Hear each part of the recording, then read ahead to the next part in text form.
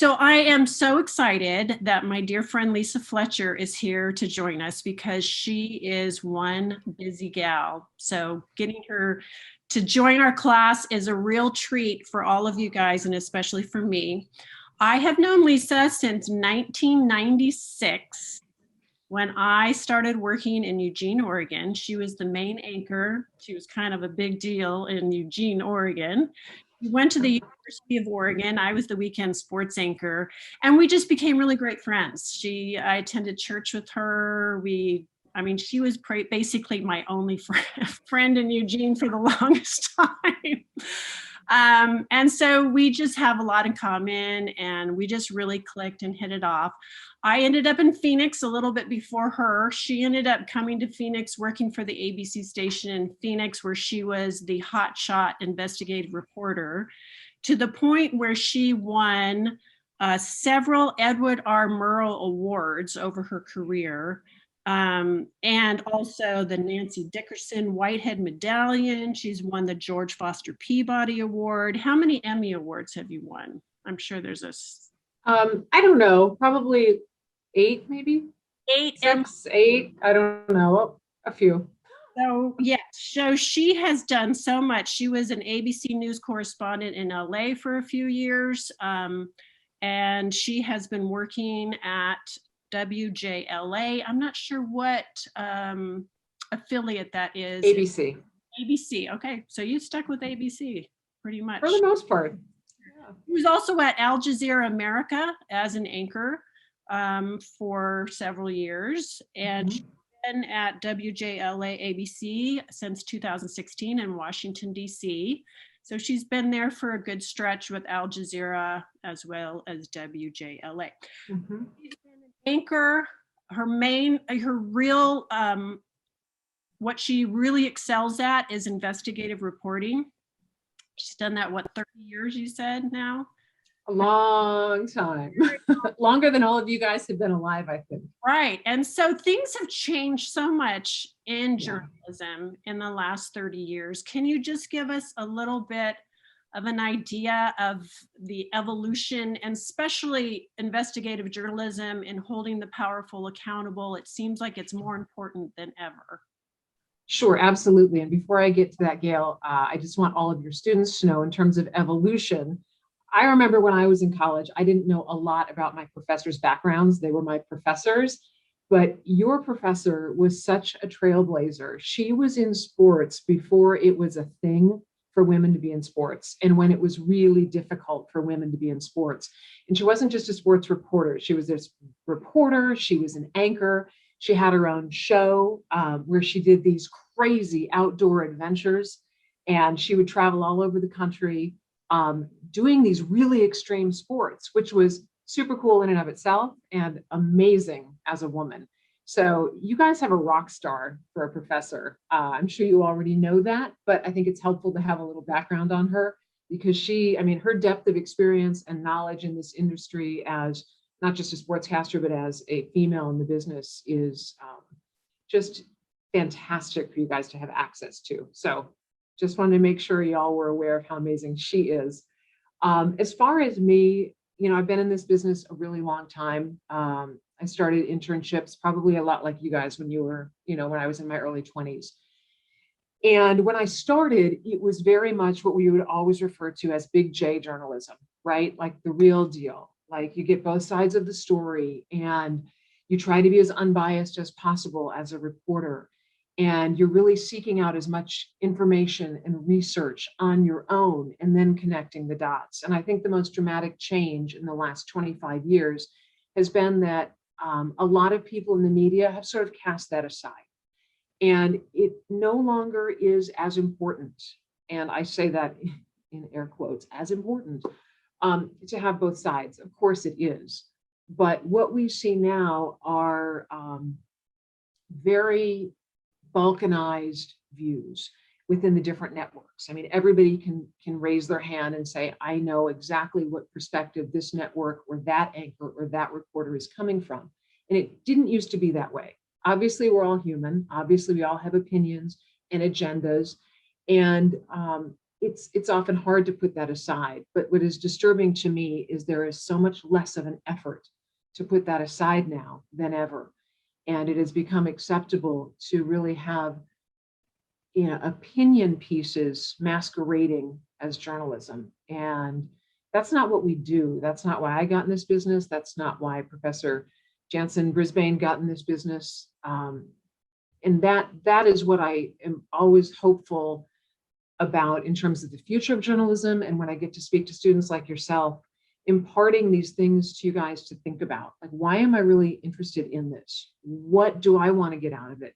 And what is going to be my contribution? Because when you start thinking about things in perspective of your contribution to society, I mean, journalism is the key to civil society. It really is. We're the ones who are the conduit between the people who are to be held accountable, the people making decisions, and the rest of the public that doesn't have access to these people and frankly doesn't have time to ask the questions we get to ask, right? They have families and lives and jobs and appointments and obligations and mortgages to pay. And it's our responsibility to sift through all the noise, get to the truth as much as we can, get to the facts on both sides, and turn that into a relevant story that means something to your average everyday American. And that's why I got in this business, and that's still what I try to do in terms of my objective, on a daily basis. Some days it's harder than others, but that is a really long-winded answer to what's changed, Scale. Yes, it has. And I think that there are a lot of people, I mean, with the advent of fake news, that term that everyone uses. My dissertation that I did, I found just a lot of people are like, how do you know who to trust? And part of the answer, I think, is just being accountable for yourself, to doing your own investigation into who you are listening to and what their biases are.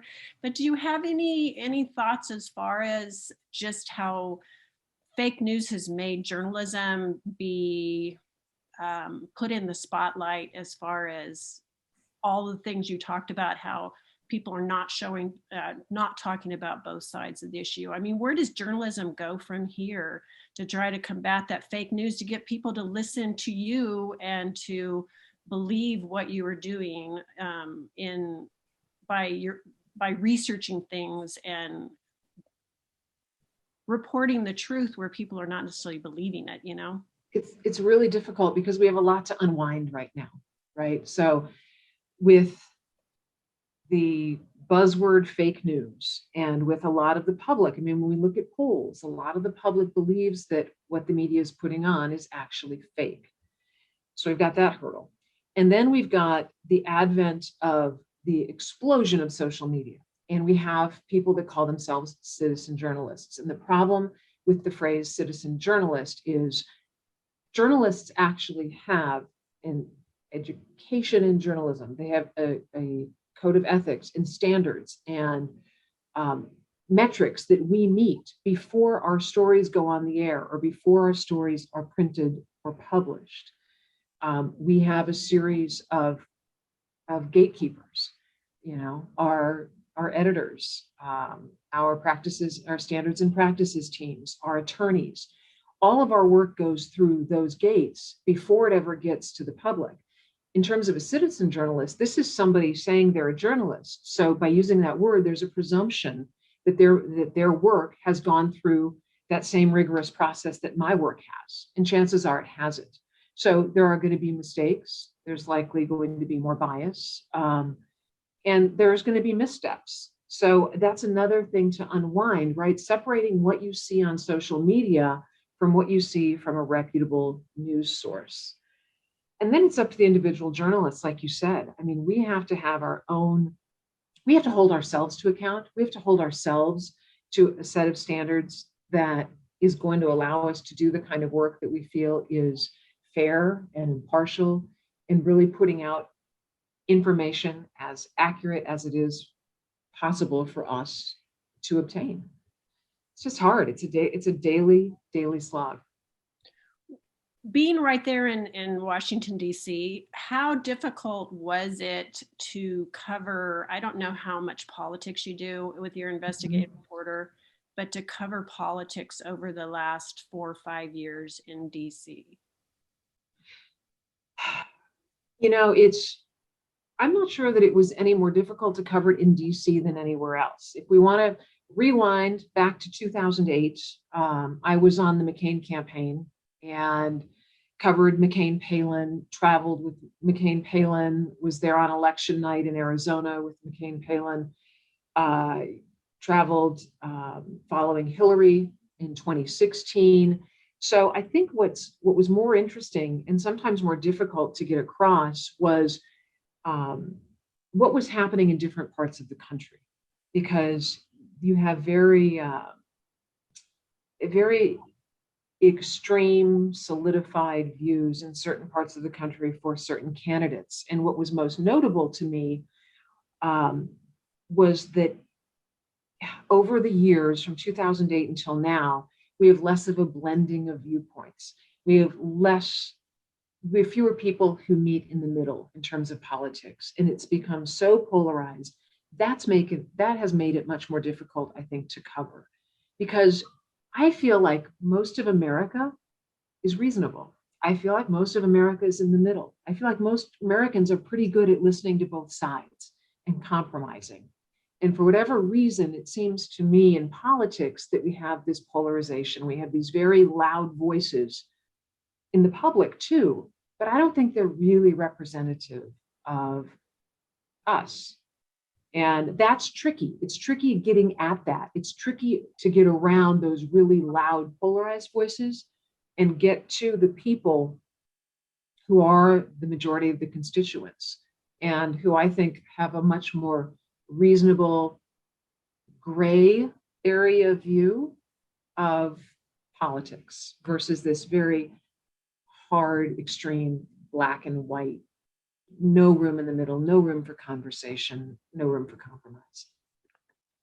Right. I mean, when you think of where we are as a country, how important is holding the powerful accountable now? Is it more important now? Is it not as important? It's more important than ever. Yeah. It's more important than ever. And here's why. For whatever reason, the powerful, and I'm thinking in terms of government agencies in particular, because as an investigative reporter, I am constantly at the doorstep of government agencies asking them, why, how? Give me an answer. Sit down and talk to me. How did this happen? They are acting more and more with impunity than I have ever seen throughout the course of my career. So for example, 10 years ago, I would call up a government agency and I would say, this is the story I'm working on. We have this evidence. We have these documents. We want to sit down and talk to you about it. And they would say, reluctantly sometimes, but they would say, okay. And I could sit down and I could have a face-to-face interview with somebody from the FAA or the FDA or NHTSA or you name it, any government agency, DOJ. It's to the point now with some of these agencies where I am chasing them with 3, 4, 5, 6 emails, just trying to get them to acknowledge my existence. They won't do interviews, flat out won't do on-camera interviews. So of course I send a litany of very specific questions that I need answered for my story. And I want answered for my story. I want their perspective. I want their explanation. And they ignore it. And they'll send a 1 or 2 or 3 sentence statement of whatever it is they want to say. And I'm cut off. I have no additional recourse, right? So here I am again as the conduit between you and these government agencies who are charged with protecting the public or protecting your health or keeping our roadways safe or whatever it may be. And I can't sit down and talk to them. And the problem with sending an email back and forth is they answer it and they're done. And as journalists, that's not where you guys are going to get your information. You are not going to get information on the first answer to your first question. You're going to get information on the second and third follow-up question, where one, you really show that you've done your research and you know this issue and you can put them on the spot and truly hold them to account when it comes to the details of whatever the issue is. And they have removed my ability to do that when they won't sit down and have a conversation with me. And it's extremely frustrating, and it's extremely unfair to Americans who assume that these agencies are doing their job and protecting them as they should be. And some are. And there are a lot of great people in government, but a lot of times the gatekeepers of these agencies make sure that we as journalists don't have the access that we need. You had mentioned something to me before as far as journalism students that are coming into the field. They all really should consider themselves investigative journalists, right? There's too many Absolutely. young journalists that are coming in, maybe just reading a press release and writing a story based on it. Just talk about it's so true. It's so true. Themselves. Yeah, I mean, all of you, and I assume a lot of you, because you're in this class, are considering journalism as a career. You should all consider yourself investigative journalists. Because what are you if you're not that? You're a mouthpiece for whatever side you're reporting on. If you're regurgitating a press release, if you're simply going to a press conference and only reporting what you're being told, you're just a mouthpiece for whatever that agency or whomever that person is. As a reporter and as an investigative reporter, it's your job to know more. It's your job to go in to have a whole bunch of questions that they might not be expecting. It's your job to be critical. It's your job to have done enough research so you can raise some issues that are relevant to whatever the topic happens to be, but may not necessarily be something that person or that agency wants to talk about. And that's where you get to information, right? That's where the story becomes informative and useful. And when we're getting back to what it means to unwind fake news and what it means to regain the trust of the public, I'm a firm believer, and that's how you do it. You show people that you're doing your job. You show people that you're trying not to be on one side or the other, but that you've done your homework and that you're asking the right questions and you're trying to get answers for them. And by considering yourself an investigative reporter in all things that you do, it's going to help you in your frame of mind to do your job better, right? To really dig in. And it doesn't matter what the story is. When I was a young reporter, I used to think that if it didn't seem like a big story right out of the gate, it probably wasn't worth my time. And what I discovered along the way was a lot of times those little tidbits of information that seem like they might not be much, if you start pulling on that thread and you actually do start digging in, I would say 75% of the time you come across something that you didn't expect that is far more worthy than you anticipated of your time and your reporting skills. And it often turns out to be a very important enterprised story. Was that what you found when you did that story on the Portland immigration story that won you an award? Is that kind of that? I remember, I'm trying to think back of how that really came about. Someone just contacted you and said they're holding someone illegally, or? Yeah. So an immigration attorney contacted me. She just called me up one day and she said, I represent people who are in the country illegally. They can't afford to represent themselves. And I've got a woman who has been stuck in a jail in rural Oregon for like a year and a half. And it's terrible. And I could have taken that call and been like, yeah, well, there's a lot of people who that happens to, and I'm sorry, but I just, I got a million other stories. But I said, okay, well, talk to me. Tell me the details. Tell me why this is on your radar. And she said, well, this woman was a nurse and she was held hostage by the Tamil Tigers, and she was trying to escape her war-torn country and get to her brother in Canada. And she came through Portland and she got detained by immigration and she didn't have the proper paperwork and they threw her in jail and she's been there for a year and a half. Well, we started digging into it and found out all of that was true. And it wasn't that she shouldn't have been detained and they should have asked for her paperwork. But what we discovered when we started pulling on the thread of this story was that she wasn't the only one. And at the time, it was called Immigration and Naturalization Services, INS. It's before they changed it to ICE. INS in Portland, we found out, had a pretty nasty habit of pulling everyone aside who looked like they didn't belong, often detaining them, often keeping them from their business purposes, often preventing them from travel. And it was a pattern in practice, the Portland INS. So by doing this story and exposing what had happened to this woman, she eventually, a judge said, this is completely unfair and sent her off to Canada, pulled her out of jail. But it also launched an investigation of Portland INS. It resulted in the director being relieved of his duties and a closer look at all of the INS ports of entry on the West Coast. So we had a really big outcome from what was just a very little phone call I got one day in every big story that I've done in my career. And that one won the National Edward R. Murrow Award. But every big story I've done like that, let me give you one more example and stop me if I'm rambling, Gail. When your professor and I were working in Phoenix, I got a call from a woman who worked at the Phoenix airport. And she said, you need to come down here one night.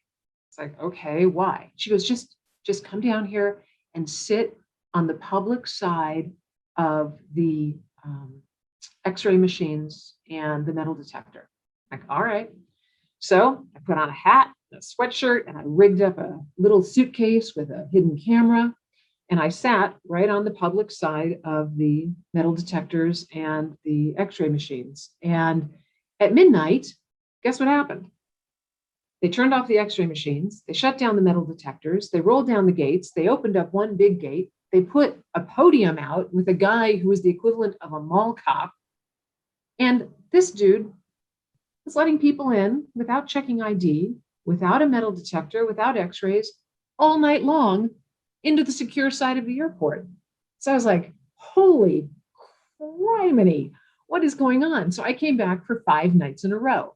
And I did the same thing. I sat there with my hidden cameras and watched as pallets were being taken in and out. A dude with a bicycle with crates hanging off the side of it. I mean, you name it, these people were going in and out of the secure side of the airport all night long. And we did the story. It was a huge story. A whole team from Homeland Security flew out from DC the next day to Arizona. And that story not only resulted in a change of practice at the Phoenix airport, but it resulted in an analysis of airport security plans at every airport in the country. And that story won the Peabody Award, which, as you guys know, is our equivalent of the Pulitzer for a print journalist.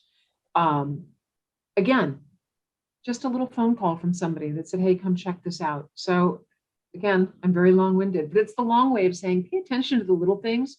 Don't wait for something giant to drop out of the sky on you. Use your instinct, use your intuition. If something doesn't seem right, or if it makes you curious, just go with it. It'll serve you well throughout your entire career, I promise. Yeah. She has done some just really groundbreaking stories that have changed the way people do business and have caught a lot of bad guys. I remember one story, she went down to Mexico where, American tourists were going down to, pedophiles were going down to have sex with Mexican boys. And she did an expose on that.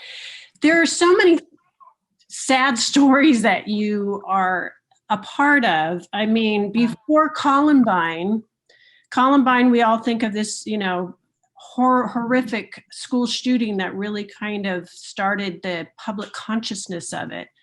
But in Eugene, Oregon in 1998, there was a shooting in Springfield, Oregon, which is just right next to Eugene, at Thurston High School. And Lisa really covered that. We still have these horrible school shootings. How difficult is it to be a reporter where you're dealing with some just horrific stories? How do you I was in sports for so long and I didn't have to deal with all the stress and just the trauma that you have to deal with in seeing some of the worst in society. How do you get through that? I cry in interviews all the time. I mean, I don't bawl my eyes out, but I get teared up in interviews all the time. And when I was a young reporter, I thought that was the worst thing in the world, and I couldn't do that. And what I've realized is it makes me human. And the best interviews I get are when I'm human. And I just did an interview 2 weeks ago speaking about shootings, Gail. You guys probably all remember the shooting in 2015 at the Emmanuel AME Church in Charleston, South Carolina. 9 people were murdered by a man named Dylan Roof, who walked in, pretended he was going to a Bible study, and instead murdered 9 individuals. And I just interviewed, the story just aired last night, in fact, a woman named Denise Quarles. Her mom was leading that Bible study and was shot and killed. And here it is 6 years later, and my story was about this crazy loophole that exists that allowed Dylan Roof to get his weapon and has allowed thousands of others to continue to get them when they're legally not allowed to own weapons. Talked to her about that. And there was a point during that interview, I mean, just listening to her talk about her mom and how much she missed her and how devastating it was, not just to her, but to her family and her community and her friends, just one individual being lost. And seeing the pain in her face, it makes me sad. And I think it's okay. I think the hard part for some people is when you're covering tragedy after tragedy, you either become completely cold to it, or you just are on this emotional roller coaster all the time. I'd rather be on the emotional roller coaster. I think if you get cold to it, that's probably a sign you should stop doing what you're doing, because you've sort of iced out all of the humanity associated with whatever it is you're reporting on. So I just deal with it however I deal with it in the moment. And I think feeling to some degree whatever the people you're talking to are feeling is a good thing. I think empathy is a good thing. I think that level of emotional understanding about what you're covering is really important. And at least for me, it helps me write and tell a more compassionate, better story. So we've talked a lot of about specific stories that you've done. Is there any other story that just when you think about the most impactful ones that you have done that you might want to share with us? Sure. So I am a big animal lover, and I love doing any kind of reporting on animals or the environment. And a couple of years ago, there was, you guys might have remembered it, there was a little blip about a story in Seattle where a woman on New Year's Eve had bought some special pet food for her dogs. So their dogs could celebrate New Year's Eve with them during their big New Year's Eve party. And she paid like $5 a can for this dog food. And she had 4 or 5 dogs. And after she gave the dog food to them, they all went into seizures. And one of them died and one of them almost died. And that was the story. And it was sad. And I thought, that doesn't seem right. Why would these dogs go into seizures after eating this expensive dog food? So I called the woman out of the blue and I said, what the hell? What happened? And she said, funny you asked. She said, we actually, our dog that died, we had a necropsy done on him and discovered that there was poison in the dog food.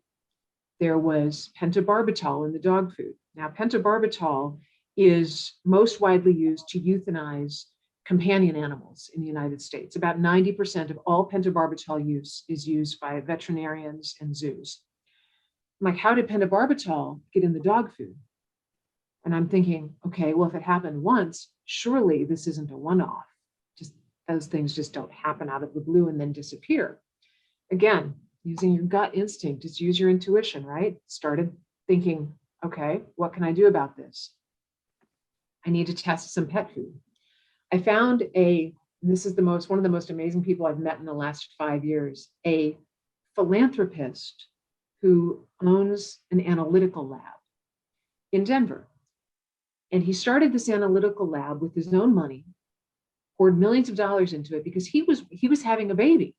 And he was like, I don't want my baby to eat food that's contaminated. So I built this lab where we can test baby food and I can see what's in the baby food. And I'm like, okay, can you test some dog food for me? He's like, I can, and I will.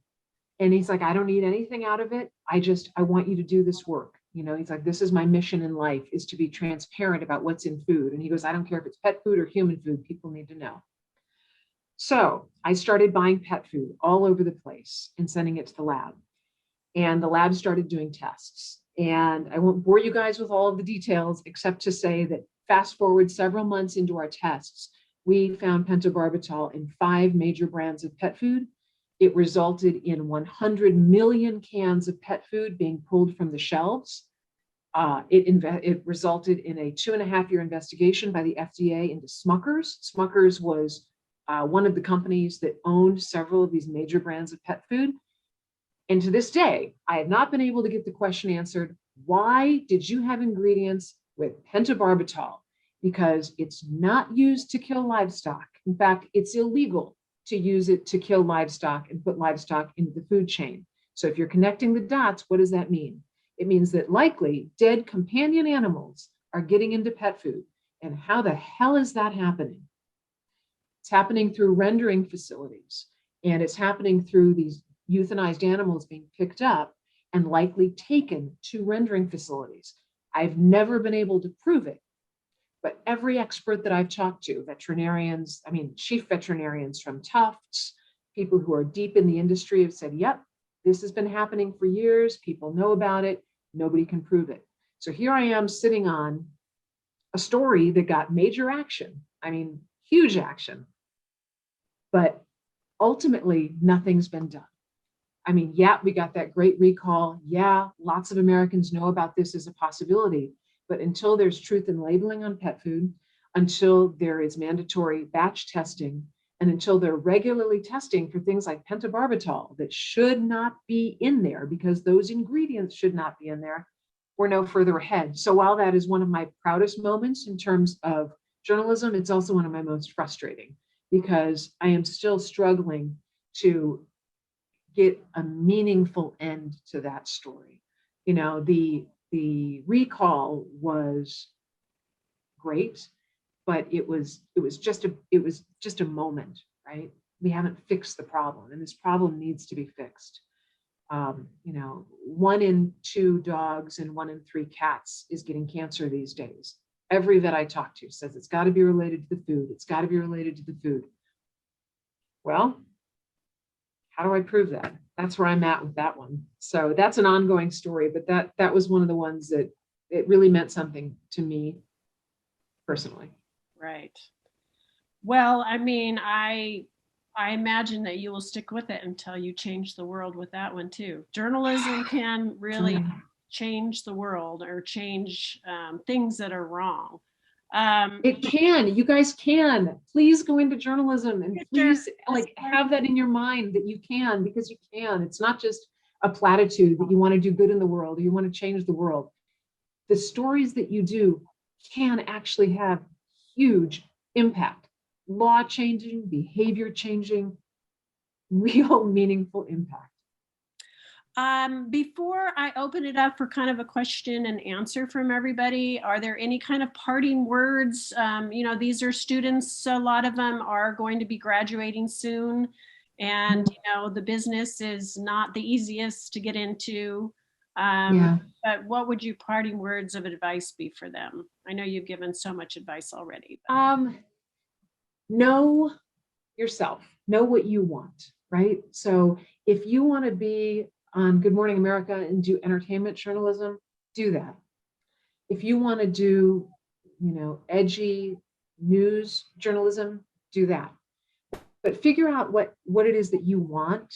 And it doesn't mean that can't change, but try to figure it out, because what I've come across a lot is people who will think they can get their foot in the door by getting into a local news station, but really they don't really want to do news. They really want to do entertainment reporting or some other aspect of it. There is nothing shameful about doing entertainment reporting. Just do that and set your course in that direction, right? And trust yourself. Trust your instinct. You guys are all young, but I bet each and every one of you has an idea of topics that interest you, subject matter that you're passionate about. Explore that. Figure out how you can turn that into something. What's different now than when Gail and I first started is there are so many niche outlets, whether it's, there's a million different channels. I could rattle them off. For me, Animal Planet or Discovery or Nat Geo, or those are all animal and environment related, but there are dozens more in every category that you could possibly want to work in. So don't think that you have to limit yourself to starting in a local news station or going up what would be a traditional chain. There are so many other options available to you, and take the time to explore them and start meeting people and start asking questions and start making connections. I didn't realize the importance of networking until I was 30. If you guys start networking now and start making connections through the people you know or the people you meet and asking them to connect you to friends of friends, it's going to make your journey a lot more direct and a little bit easier. And if you guys, if I can help any of you, let me do it. I'm more than happy to. I'm happy to give guidance, to mentor you as you graduate and try to get your first job. I want y'all to succeed. I want you to become great journalists. And I think that it's incumbent upon me and people like Gail and my colleagues to help you do that. It's really hard to do on your own. It's really competitive, and any edge you can get, take it. Yeah, I've always been one, because they always look at like former or Cal State Fullerton alumni.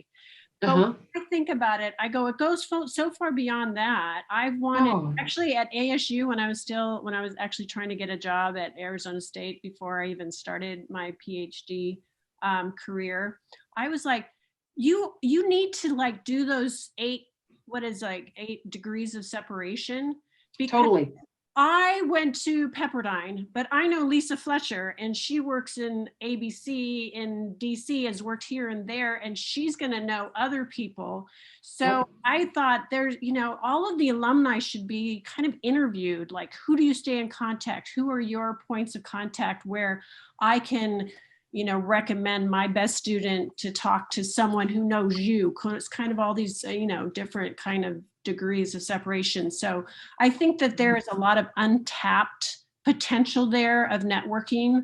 I think LinkedIn has really helped that and stuff, but I know some of my best students, even if you hadn't come on to class, if they were wanting to do investigative reporting, Lisa and I are close enough to say, hey, I've got this student who really wants to do that. Can you mentor her? Do you know someone who is still working in Eugene because they're trying to get a job in Eugene, Absolutely. So you're networking with Cal State Fullerton people, but then also asking the people that who do you know well enough to put in a good word for me? Do you know what? Because we all bounce around to all these different markets, all these different stations. And so people that I worked with in Phoenix might be in Seattle now, or they're in DC for people that I work with in Eugene and stuff. So you need to kind of dig in your networks and do that kind of stuff.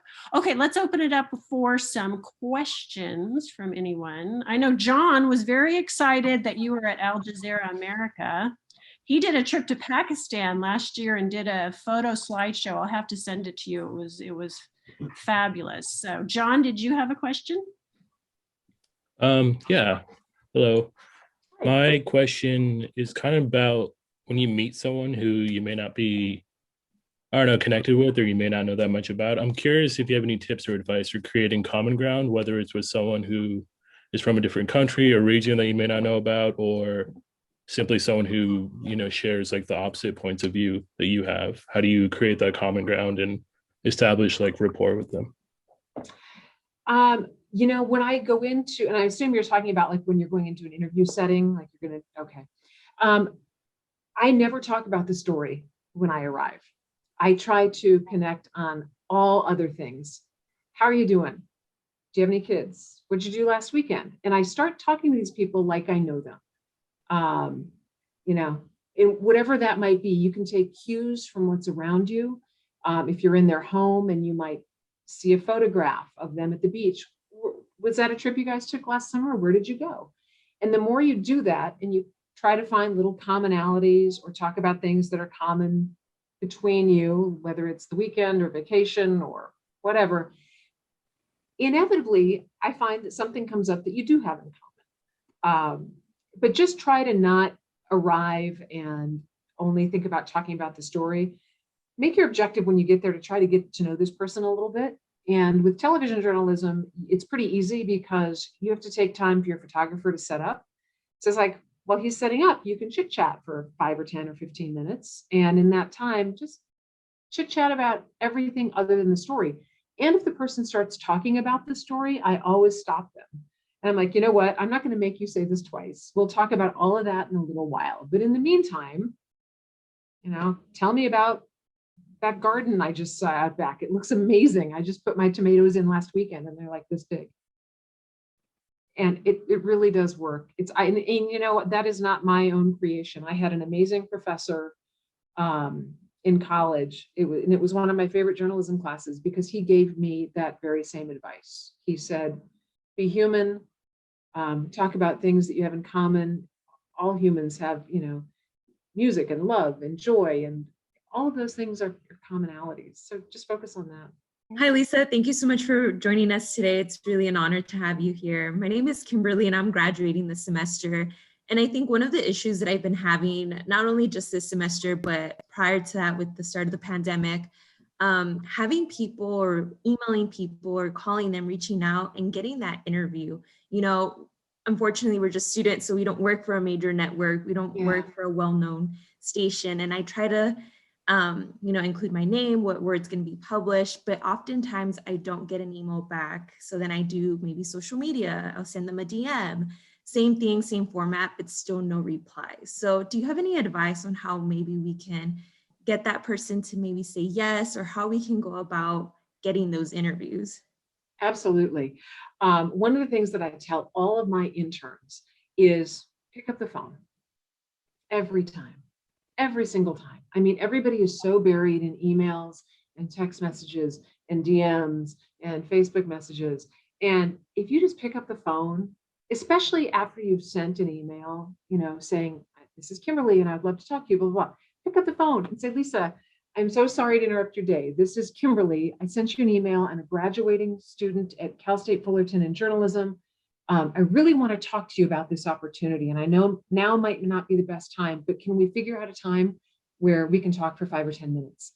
And I would bet money on the person on the other end of that phone, appreciating, respecting, and remembering that you made that effort. And I just always think that person-to-person connection is the very best. And you're not going to get the response you want from everybody, but just keep bringing them up, and you're gonna get somebody eventually. I bet more than just a somebody, but yeah, try to make that personal contact. Yeah, I always tell my students when you're reaching out to someone really busy, with me in sports, someone who has people contacting them wanting to do stories. I always try to give them a time limit so they don't, is this going to take 2 hours out of my day? Is it going to take? So I'll just be like, hey, I will take 10 minutes of your time if you've got 10 minutes. And then, okay, I have 10 minutes. Okay, can we show up 10 minutes early to set up my, lights and stuff? Okay. And then I really try to stick with that. If they have a little bit more time. Oh, I think I misunderstood, Kimberly. You were talking about an actual interview for a story, not an interview to get a job? Yeah, so interviewing folks for a story. Ah, okay. Yeah. Yes. Yes, still on the phone call for sure. And just like Gail said, it's only going to take 10 minutes and we're going to show up ahead of time. So all you have to do is walk in and sit down. We'll be all set up and ready to go. So we'll be out of there in 20 minutes after we arrive or whatever. But yeah, that is key to let them know that it's not going to go on forever. Yeah, when you know that people are super busy and you could, I know you're really busy. Just like with Lisa, it's like, I know you're super busy. Can you speak to my class? And, you don't have to give a big lecture. I'll just do like a question answer. Just try to make it easy for them where they're like, oh, okay, I can do that, And then maybe you sit down and you do the interview. And then sometimes, I said it would just be 10 minutes. You need to get going. And then if they said, no, I have more time. And then maybe you can do a little bit more in depth. But there's some times where I would like to do a longer interview, but I know that I'm not going to get a yes if I try to take too much of their time. So I try to make it as easy for them as possible. So it's hard for them to say no, you know? And once you're there, like you said, then it's like, oh, I like you. This is a fun conversation. This is informative. This is helpful. And then you often have carte blanche to do what you need, get extra B-roll, add a few extra questions, whatever. But yeah, sometimes people react to things, you know, sometimes they don't do too much social media, or got 100 emails that came in yesterday. So yeah, if those don't work, then it's like, you know, make a phone call, and maybe that way, you know, you can connect with them. So that's really good advice. Yeah, who else? Elena, you got anything to ask? Yeah, I actually do have a question. First off, I wanted to say thank you so much for speaking to our class. It's been really inspiring. My pleasure. But the question I have is, how do you approach asking really deep or personal questions in an interview? I find I don't want to cross any boundaries, and I want to be really respectful of the interviewee, but I feel like a lot of times those deeper questions can yield, you know, really interesting responses. So how do you handle a situation like that? Do you wait for them to bring it up, or do you kind of like, you know, bring it up yourself? I'm guessing that whatever the questions are that you want to ask are really relevant to the story, right? Yeah. Okay. Well, then they probably are expecting you to ask those questions, and it's fine. That's your job. And, you know, just be human about it. If this person lost their child in a car accident because the seatbelt didn't work, and you're there doing a story about it, you know, and you're asking them about the lawsuit and about this and that, and don't do it out of the gate. You know, you want to ease into those things and ease into the hard stuff. You get there, you have a nice conversation, you establish rapport, you sit down, you start the interview, you ask, you know, some of the softball questions off the top, and then you can always preface it. You can say, you know, Bob, I know how painful it is for you to think about this, more or less talk about it. And I can't imagine how many times you've gone over this in your head since your son died. And I'm sorry to ask you to recount it again, but it's so important for people to understand exactly what you and your wife have been through since this happened. And can you just tell me about whatever? And by prefacing it with understanding, I mean, people just generally, everybody softens. I see it happen all the time, every week. I don't think there's anything you can't ask. You just have to ask it in a sensitive way. And I have no doubt, just because of the fact that you're even asking this question, that you would ask it in a very sensitive way. So don't be afraid. Okay, thank you so much. That helps a lot. The one thing I will add, if you don't ask it, you will regret it. Yep. You'll go back and you do your story, and I'm like, oh, that was so important to this story. Why didn't I just ask it? You know, and how you ask it is so important. And all they can really say is, you know what, I don't want to talk about that. I can't talk about that, or something, you know. But if you don't ask it, then you're leaving something really important on the table, especially when it comes to emotion. That's where compelling stories really hit us, is when we become emotionally involved in the story. And the only way to get that is, you know, I mean, you don't want to just try to get people to cry and try to make it more emotional than it needs to be. But those really tough stories that have emotion in them, if you don't go to that place, then you're kind of leaving an important part out, I would say. And you know, the other thing is too, if you ask that question and the person just says, I can't talk about that, don't jump right in. Oh, this is another piece of advice, you guys. 2 things. Give everything a moment. Let it breathe. If you're in that situation, I can't talk about that, then just let it sit. 5 seconds is going to feel like forever, but that may become such a key part of your story. Just that person saying, I can't talk about that. I mean, that speaks volumes. That may speak more than them actually giving you an answer. The second point about knowing when to be quiet is because when you create an uncomfortable silence, it often prompts people to start talking. sometimes it's because they just feel like that moment has to be filled with something, and they'll be the most natural that they've been during the entire interview, because all of a sudden they're not thinking so much and they're just talking. But it really, it's hard to get in the habit of not jumping into the next question. You ask a question, they answer, you know there's more to it and they haven't said it yet. Instead of a follow-up question, just be like you're waiting for them to continue. Yeah. exactly. And I'm telling you, it's going to feel like forever, but it yields really, really authentic answers. Yeah. Often we want to fill that silence because we don't want it to be awkward, but if you can let the awkwardness be, yeah, you can get some. Mm-hmm. Any other questions? Oh yeah, can I ask you a question? Sure. Hello. Hi, Lisa. I'm a third year communications major, but I'm focusing in journalism. And one thought I always go back to is, how am I going to make the transition from like not a college level writing to, writing, for a professional organization. And I just wanted to ask you if you could offer any tips on how to make the transition smoother and what should I expect? So are you talking about style wise or just sophistication wise? What are you concerned about in terms of the transition with your writing? Yeah, I would say style wise. Yeah. I think that's what I go back and forth on.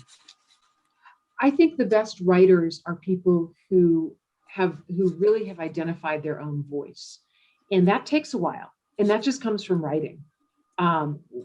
Another one of my best mentors had told me, if you can write, you can do anything in journalism, as long as you're a good writer. And that just comes from writing and from reading. I think when you read a lot, it expands the way you think and it expands your vocabulary. And it gives you more choices in terms of the words you want to use to express your voice. So finding your voice and expressing your voice. And I wouldn't get hung up on feeling like I have to follow this certain format for communications or for newspaper or for broadcast. I mean, there are some parameters within which you have to work. But if you can identify your unique voice and learn to write in that, it's going to make your material stand out and it's going to make your writing really easy because it's just what's in your head. I mean, I'm to a point in my career where my best producers know my voice. So when my producers are writing pieces for me, they're writing it in my voice. So one producer that I work with named Mark, we worked at Al Jazeera together, and he and I work together now on our magazine show. He can write a script that sounds like me, because I have a very defined voice. And over the years of doing this, it's to the point where other people recognize what that sounds like. So first you have to recognize what your voice sounds like. And then the more you write, people are going to also come to realize that, oh, that's his voice or that's her voice. So work on that. Just write. Write. Okay, thank you. Yep. Thank you again, Lisa, for speaking to us. It's been so amazing hearing your story. So I actually have a question about your investigative work. Did that require training at all, or was it just instinct? Like you specifically mentioned hiding the camera in a suitcase. So did you come up with that on your own? And are there any practices you'd recommend for investigative journalism? That's a great question, Frank. I think it's instinct, but I think all of us have it. If you're in journalism, you're naturally curious, and curiosity and instinct go hand in hand. The first investigations I just did on my own, and I was kind of feeling my way through the dark. There is a group called IRE, Investigative Reporters and Editors, and it is the largest journalism association for investigative reporters. They do a huge conference every year.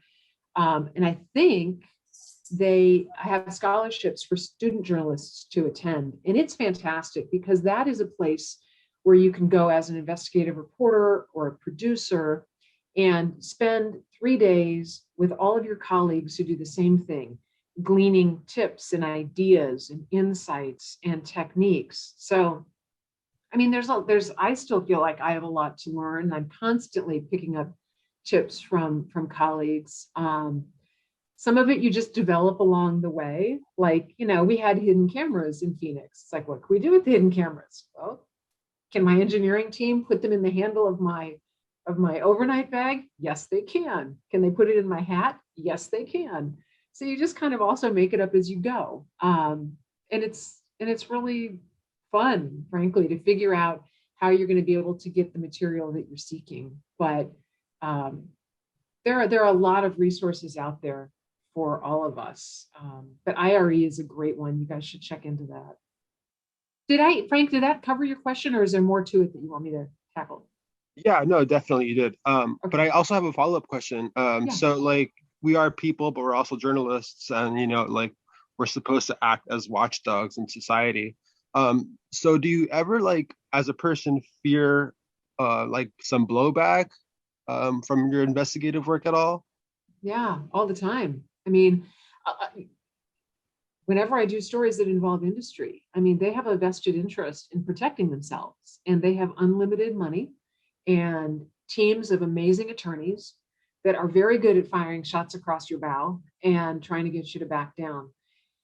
And the key is having a really good team behind you, right? You have to work for an organization that supports investigative journalism. You have to have lawyers that are big First Amendment lawyers, right? They want to protect your right to free speech, and they want to protect the stories that you're trying to put out there. And it's hard sometimes, but I think a lot of particularly larger news organizations are really good at that. They're really committed to journalism and committed to the story, and it takes a little bit of the pressure off, but that doesn't mean that these people or these companies can't come against you personally. I have not been sued in my career. I need to knock on something, which is kind of amazing to say. It's anybody can file a lawsuit, right? So you kind of expect that that's going to happen. And Lord knows we've had enough of them threatened, but you have to be able to defend your story. And if you're doing your work and your team is doing your work properly, you should be able to defend it. And then, of course, like I said, being in an organization that's willing to take that to the mat, because just because they can defend it doesn't mean they want to spend $250,000 doing so. So there's a lot involved. It's really commitment from the top down. And I've been lucky everywhere I've been, whether it was in Eugene or Phoenix or ABC News or Al Jazeera, or frankly, where I am right now, Sinclair Broadcast Group. They're terrific. I mean, they've got our backs, and they want us to do meaningful enterprise work. And I think when you go on your job interviews, that's a great question to ask. What's the support like from management? How serious are they about doing real enterprise investigative work that, could cause industry to be upset? It could cause government agencies to be upset. That's an insightful question to ask a prospective employer that says, I'm serious about my job. Are you serious about this job too? Good advice on that. Okay, anybody else? Last question before we let her go, since she is a busy gal. I don't want to take too much of her time. Anybody else? One more question? I have another question if no one else does. Sure. I was curious, for previously when you talked about kind of like creating your own opportunities, not settling for something that you may not be fully invested in or interested in. Yeah. Do you have any advice for kind of like creating your own opportunities as opposed to, just getting your foot in the door in an industry that's so competitive? Figure out what you like, figure out what your interests are, channel your energies in that direction, find like-minded individuals who already are in the business, find like-minded organizations. If it's, are you looking at broadcast? Are you looking at print? What's your interest? I don't know, I guess both, just international, like foreign correspondent sort of journalism. I have companies that I like and stuff, but it just seems like it's such a far off like thing just because they're so big and I'm straight out of college. Well, so if you're interested in reporting internationally and doing work in other countries, I would really encourage you to look for opportunities, internships, associate producer positions with the BBC and with Al Jazeera English. Those are really the two premier international news organizations. Sky is good, but a lot of those networks, they're looking for people who share their same sensibilities. For example, and I can speak to Al Jazeera because I worked for Al Jazeera America and Al Jazeera English. They are the most hardcore news organization I have ever been with. They expect more from each of their employees than anywhere I've ever worked. And it was the heaviest lift every single day. And it was the best job. It was amazing because I was around really smart people who really wanted to do this work with a company that really supported it. And they just didn't support show hosts like me or correspondents. They supported people who had that same desire to bring journalism forth in that way. So you would be nurtured in an environment like that. And it's a great place to start. And those networks have a lot of opportunity for younger people, and they tend to raise people up from within. So definitely check that out. And if I can help you making any connections, if you're interested in Al Jazeera, I can certainly help at least connect you to some people to talk to there about getting your foot in the door. Cool. Yeah, Awesome. you'll have to let me know what the best contact information would be for you, and I can send it out to my students. Perfect. Okay. Sure. Lisa, I mean, I can't thank you enough. It's so awesome to see you. I wish that we could see each other in person, and we'll have to chat sometime and catch up on all the other stuff going on. Thanks again. Let's just give her a little clap and appreciation. It was an amazing talk. Really, really great information. So thank you guys for having me and for adjusting so quickly to get me in today. And again, I'm just sincere about anybody I can help move along this path. Let me know. Okay. Have a great Okay. Good luck with all your stories. I hope everything Thank comes you. together when you get home. Thank you. Good luck to all of you guys and take good care. Okay.